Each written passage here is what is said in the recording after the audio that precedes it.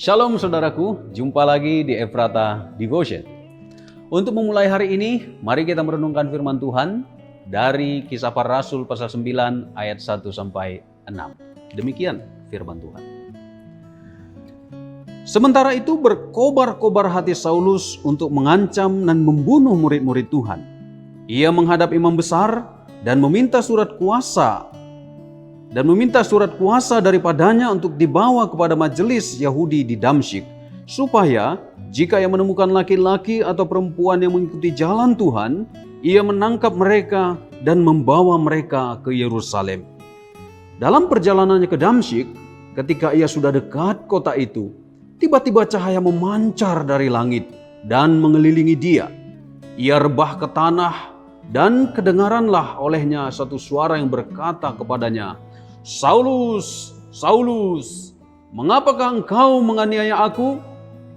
Jawab Saulus, "Siapakah engkau, Tuhan?"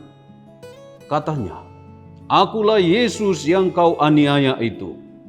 Tetapi bangunlah dan pergilah ke dalam kota.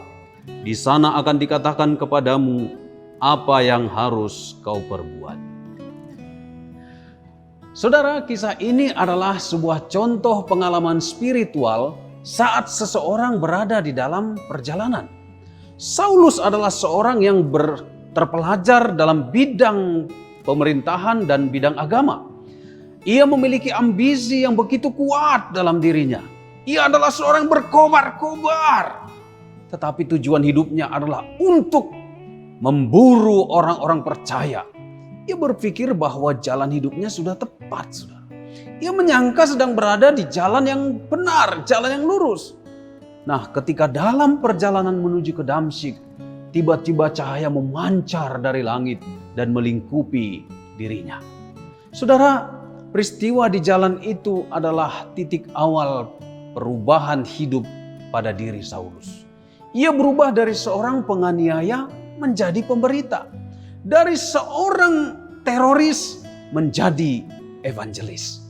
Saudaraku, kini kita masih berada dalam suasana tahun baru.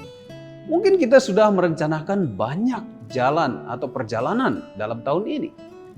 Apakah perjalanan pribadi, perjalanan keluarga, perjalanan bisnis, usaha, pendidikan, perjalanan apapun itu, yang penting bagi kita adalah rindukanlah lawatan Tuhan di setiap perjalanan kita. Amin. Betul saudara, kita membutuhkan semangat. Betul kita membutuhkan hati yang berkobar-kobar.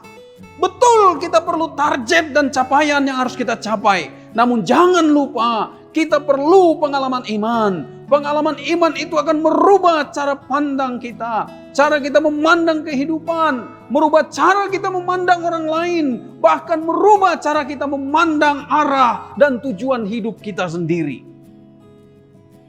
Sebuah perjalanan tanpa diisi dengan pengalaman rohani hanyalah perjalanan yang membosankan.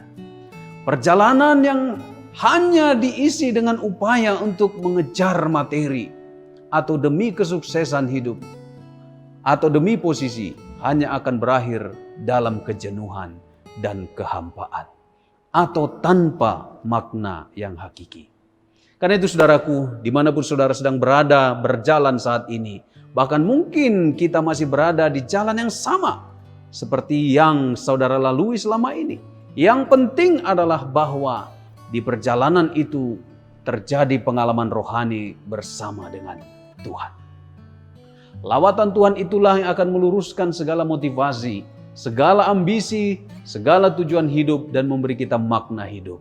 Mari saudara, periksalah jalan-jalan hidup kita dan alamilah perjumpaan secara pribadi dengan Tuhan. Tuhan Yesus memberkati.